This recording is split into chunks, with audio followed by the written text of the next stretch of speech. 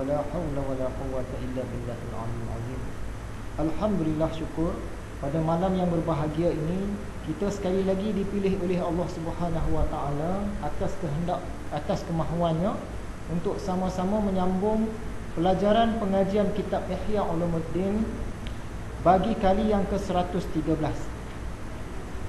Dan kupasan kita pada malam ini nak sambung tentang neraka. Perihal neraka. Dalam dua kuliah sebelum ini kita bercerita tentang syurga. Jadi setiap perkara ringkas cakapnya ada pasangan. Ada cerah, ada gelap. Ada atas, ada bawahnya. Ada lelaki, ada perempuannya. Ada kiri, ada kanannya. Ada khaliq, ada makhluknya. Ada sejuk, ada panasnya. Ada taat, ada ingkarnya. Ada bergerak, ada berdiamnya. Begitulah juga ada syurga, ada neraka ni. Jadi malam ni nak sambung cerita tentang neraka, bahagian yang penghabisannya.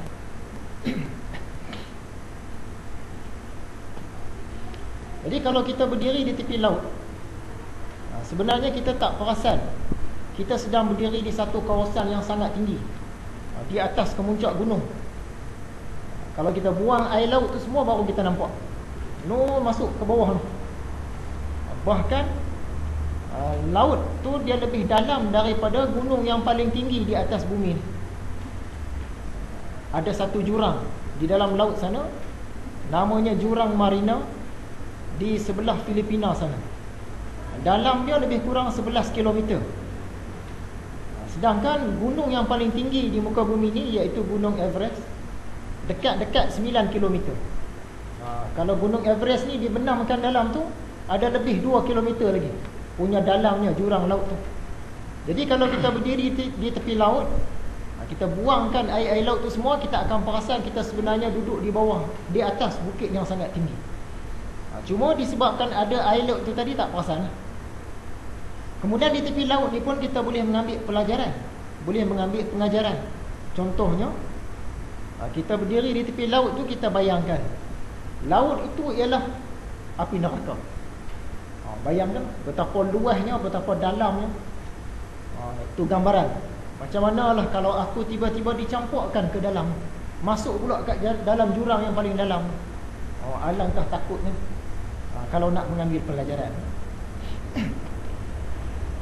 Jadi sebelum kita masuk kuliah yang baru ni, nak imbas sedikit pelajaran kuliah yang lepas supaya pelajaran kita ni ada kesinambungan dia.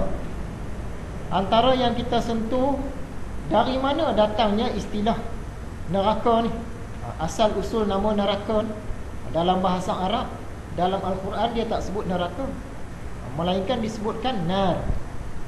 Jadi istilah neraka ni dipercayai datang daripada bahasa Sanskrit.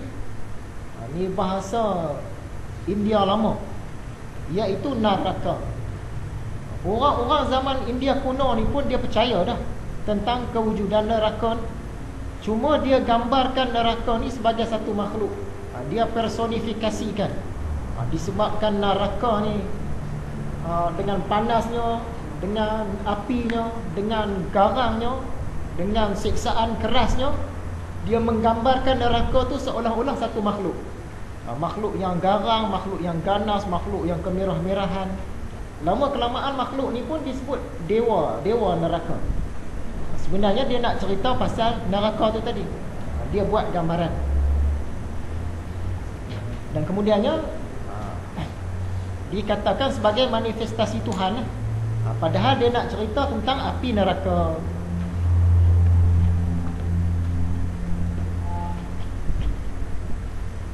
Sebelum ini kita ada buat kuliah yang khusus yang banyak sentuh tentang kewujudan dewa-dewi. Salah satu asal kewujudan dewa-dewi ini ialah personifikasi tadilah. Kita bagi contoh dia dulu sekadar untuk imbas kembali. Macamlah Sungai Gangga. Disebabkan Sungai Gangga ni sentiasa mengalir, tak pernah kering, seolah-olah dia menyayangi penduduk-penduduk di kawasan di tepi Sungai Gangga tu, mengairi kawasan-kawasan tanaman, bagi bekalan air bersih. Maka Sungai Gangga ni pun digambarkan sebagai satu orang wanita. yang sedang mencurahkan air ke dalam bekas. Lama kelamaan disebut sebagai Dewi Gangga, dan mungkin ada orang sembah dia. Sebenarnya tak wujud pun.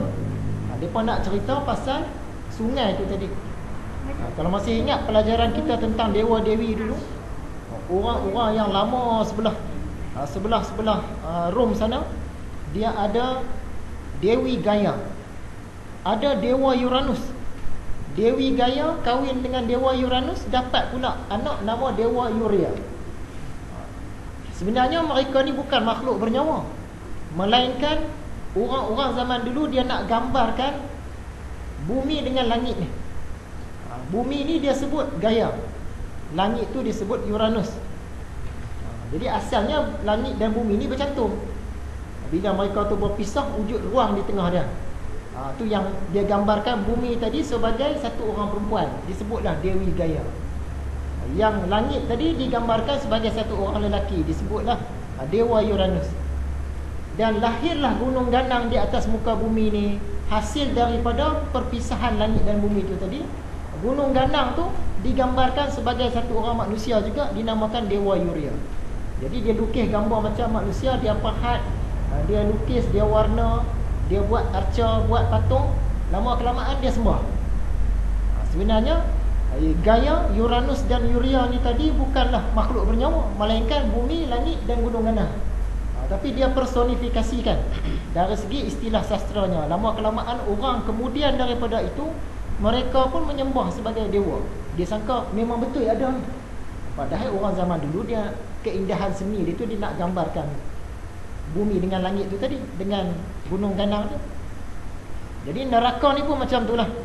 Asalnya orang di India kuno sana, dia memang tahu ada satu tempat siksaan yang api, yang panas, nak siksa manusia yang jahat, yang menentang Tuhan. Tapi dia personifikasikan sebagai rupa bentuk satu orang raksasa. Istilah neraka dalam agama Islam ni ialah an-nar. Nur, cahaya. Nar ni berkait dengan api lah. Jadi ada 7 jenis nama neraka, iaitu Hawiyah, Jahim, Saqar, Lazar, Hutamah, Sa'ir dan Wail. Wailun. Kenapa kita kena ambil tahu tentang neraka ni? Dalam surah Tahrim ayat 6, Tuhan bagi tahu, wahai orang-orang yang beriman, peliharalah diri kamu daripada neraka. Peliharalah ahli keluarga kamu daripada neraka. Sebab itu kita kena ambil tahu. Tak boleh kita kata tak usah ceritalah pasal neraka ni, cerita syurga sudahlah. Ataupun tak usah ceritalah syurga neraka, cerita pasal Tuhan sudahlah. Sebenarnya kena cerita. Peliharalah diri kamu dan ahli keluarga kamu daripada api neraka yang bahan-bahan bakarannya adalah manusia dan batu. Setengah ulama' dia tafsirkan batu ni sebagai berhala. Neraka tu dijaga oleh malaikat-malaikat yang keras, yang mana mereka ni sentiasa taat, tak pernah derhaka, buat segala apa yang diperintahkan.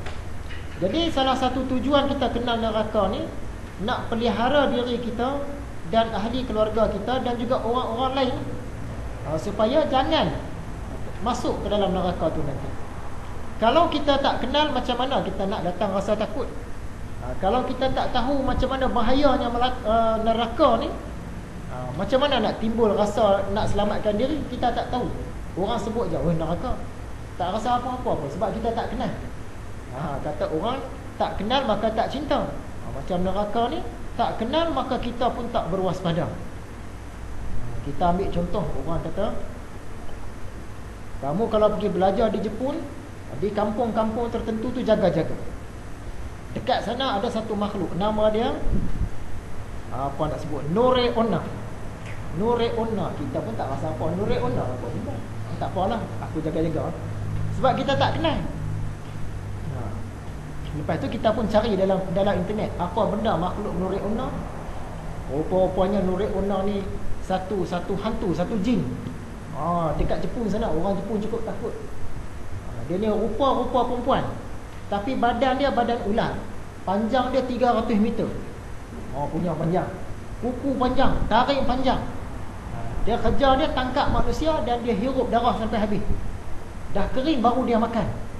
Bila kita dengar macam tu, baru rasa takut, baru rasa nak elakkan diri. Sekadar kita kenal nama tadi, jaga-jaga Nurul Ona, tak rasa apa. Ni kartun ke apa benda Nurul Ona. Tapi dah tahu rupa dia, betul kita takut.